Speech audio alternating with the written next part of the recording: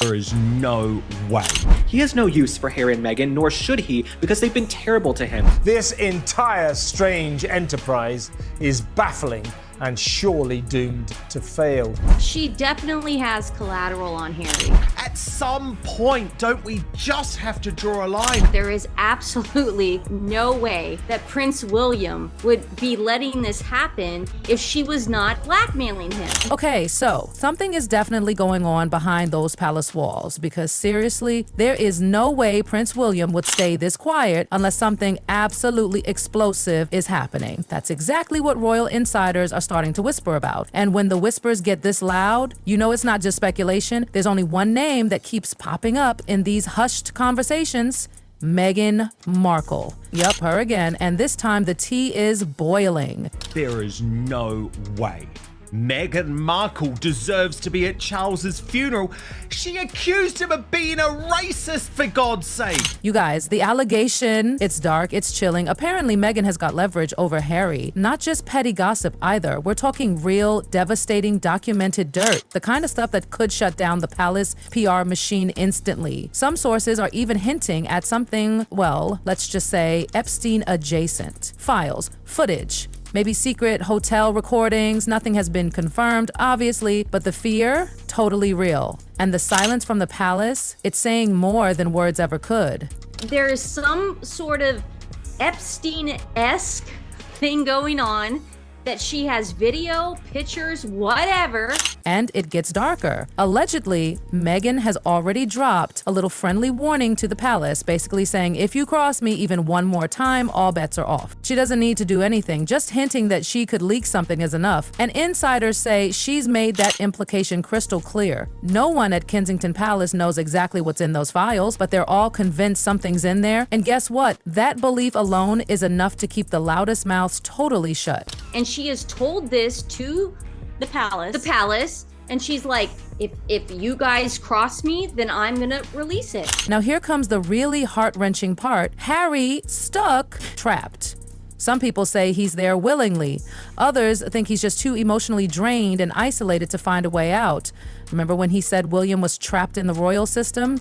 Yeah, that narrative has done a full 180, because now Harry looks like the one who's caged. In interviews, he looks anxious. At public events, detached. At podiums, just not there.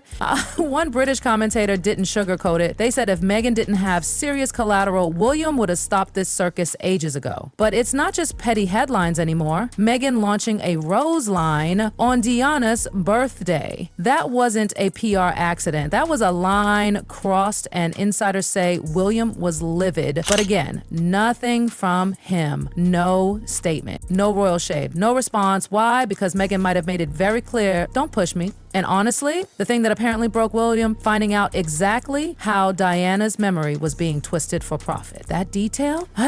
That's where things start crumbling fast.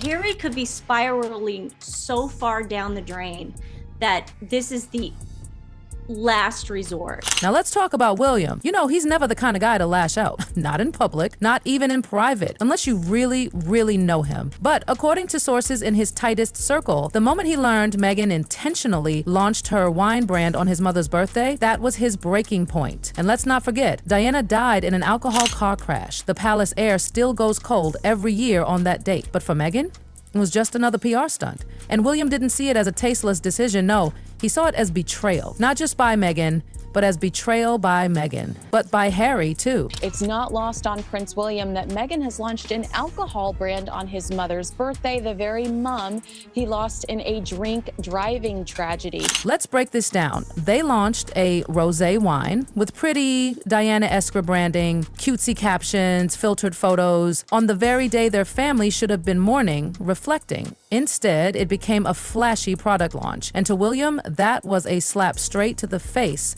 Because here's the part most people don't know. After Diana died, William and Harry made a pact, a deep, unbreakable promise that they would never use her memory for profit, especially not on her birthday. or on the anniversary of her death. Are reports that Meghan, who wears Diana's jewelry constantly, is fixated on her as well. I believe in Tom Bauer's book, he says it's her objective to be Diana 2.0. Absolutely. He hates her for it. That's what one insider said. And yes, they use the word hate. That's not a term the palace throws around lightly. But in this case, it fits. Yet William still didn't go public. No message, no pushback, no whispers to the press. And now the big question, why not? Unless they can't. Unless Meghan really does have something that could cause irreversible damage. Because, if that's the case, the palace is being held hostage. This isn't about a silly wine bottle anymore. It's about control, fear. And insiders say the storm it kicked up inside those palace walls, oh, it's just beginning. So what exactly is Meghan holding? That's the million-dollar question. The one that's turning gossip into full-blown panic. No one's saying it outright, but the silence? It's louder than any denial could ever be. At some point, don't we just have to draw a line under constantly bringing this woman back into the fold?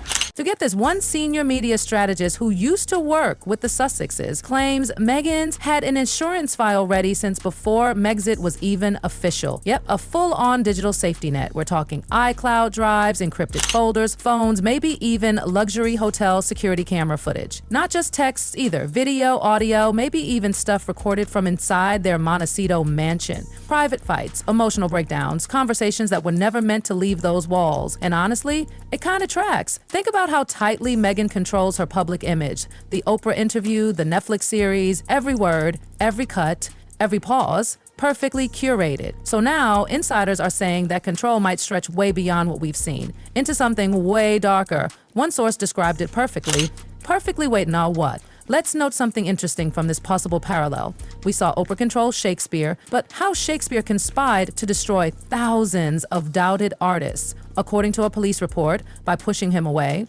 And what's something interesting from this possible parallel? Shakespeare shouted, "Peace and peace after the private." She doesn't have to show anything. Just the implication that it's there is enough. It's like everyone knows she's holding a grenade and they're all just hoping she doesn't pull the pin. Even seasoned media folks, people who've been through PR awards, say the palace has never been this cautious. Because this isn't just about Harry anymore. If those files contain anything on William, Charles, or Camilla in vulnerable or compromising moments, it could spark a media bloodbath. That's not just scandal, that's potential constitutional collapse. It takes one leak, just one, and the monarchy's shiny, polished image gone.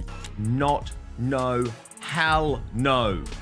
Those vile creatures must be forever marginalized. You can feel it. This weird, unnatural stillness. No denials, no jokes, no snarky palace statements trying to shut things down. There's a silence that's too deliberate. Even Meghan's worst critics are grudgingly admitting she may have pulled off something genius. Because she doesn't need love, she just needs fear. And if no one dares to challenge her, she's already won. But here's the kicker. Insiders say when someone has this kind of leverage, they don't just stop at veiled threats. They test limits. They push further. And apparently, Meghan's next move already has some royal staffers bracing for impact. Because if this so-called vault is real, the question isn't if she'll use it, it's when. And Harry?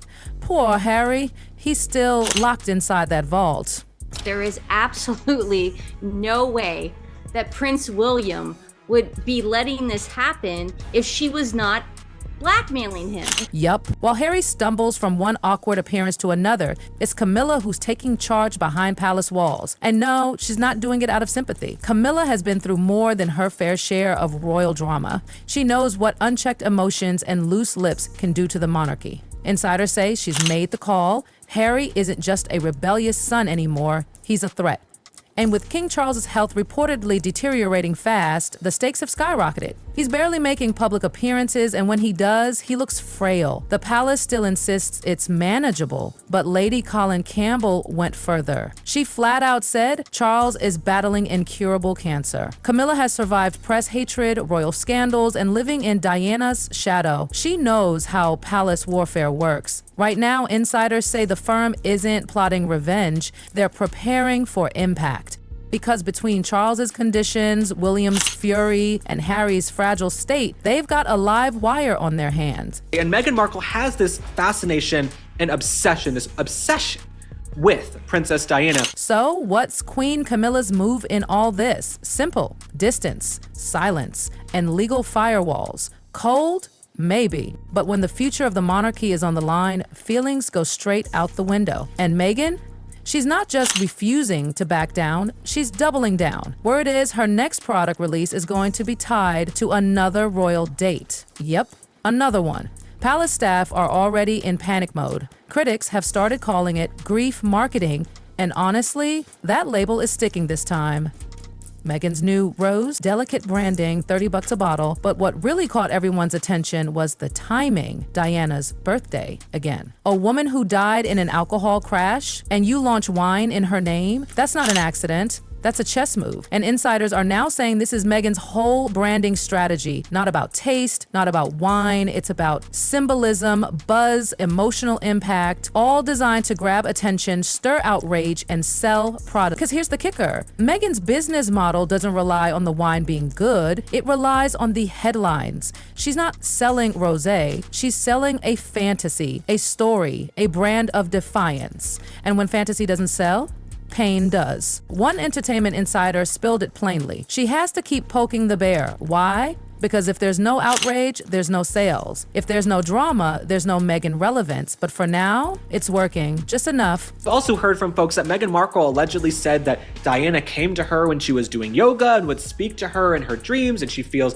she's just really connected cosmically to Princess Diana. Still, what really shook Prince William to his core was finding out Meghan had planned that rose launch months in advance, long before Charles's health issues, long before Harry's most recent emotional nosedive. This wasn't reactive, it was mapped, and that's what snapped something inside William, because it proved exactly what he feared.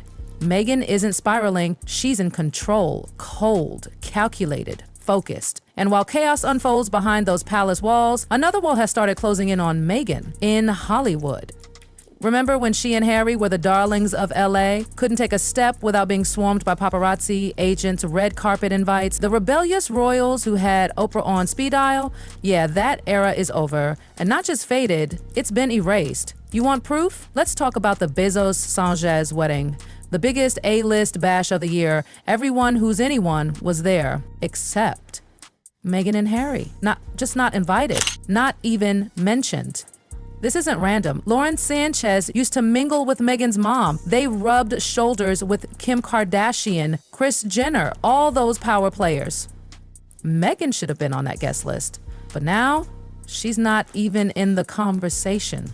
And according to comedian Tim Dillon, who's actually in those elite LA circles, it's worse than snubs. It's straight up avoidance. He said on a podcast that Meghan and Harry's team literally calls hosts to ask if they can attend events, and the answer is always the same. Don't let them in. Don't make it weird. Ouch. Why? Because Meghan's brand has become radioactive. She's not just unpredictable, she's dangerous to be around. What once brought buzz now brings bad press. One Hollywood producer even called it PR quicksand. You think she's bringing attention? She's really bringing drama. And the worst part? Meghan knows it. She's been here before. Back in her early Hollywood days, her name was always just off the casting list, always one step behind. She clawed her way out of obscurity through royalty. But now, it's happening again. Except this time, she has way more to lose. The people closing their doors now, they're not casting agents. They're power brokers. The same ones who once hosted her at private dinners are now ghosting her reps. Calls go unanswered, brands back away. Even Netflix, the golden goose, is keeping her at arm's length. Insiders say Netflix was not happy with how her latest projects were received, and they're reevaluating the relationship. Spotify's already gone. And Harry? He's not helping the situation one bit. In fact, his visible decline might be accelerating the fallout. No one wants to attach their name to a brand that feels unstable, especially one tied to lawsuits, emotional spirals, and internal royal drama. The Sussex brand was supposed to be Camelot too. Now, it's a cautionary tale. And the whispers now, they've gone from soft murmurs to full-on legal preparation. Meghan's next chapter might be desperation branding, more controversy, more shock, more outrage. But here's what even Meghan might not be ready for, and it's coming from beyond the grave. Yes, seriously. She can use Princess Diana all she wants to generate press for her ratty little rosé, but Princess Diana would not respect Meghan Markle in a million years. Okay, this part, it's haunting, and Meghan did not see it coming. Lady Elizabeth Anson. She wasn't just some distant royal footnote. No, she was Queen Elizabeth's first cousin, her closest confidant, her literal best friend. The Queen, Anne Anson. They talked weekly, shared secrets, finished each other's sentences. Lady Anson was there for all of it, every private royal moment you never saw, and she stayed loyal, quiet, graceful until now. Because just recently, memoir tapes recorded before her passing have surfaced, and what's inside? It is absolutely devastating for Meghan Markle. Because make no mistake, this isn't just the end of a marriage. This is a potential implosion of a multi-million-dollar empire built on love, rebellion, and defiance. Developing today, fury that Prince Harry, Meghan Markle, Archie and Lilibet have been put at the center of King Charles's new funeral plans.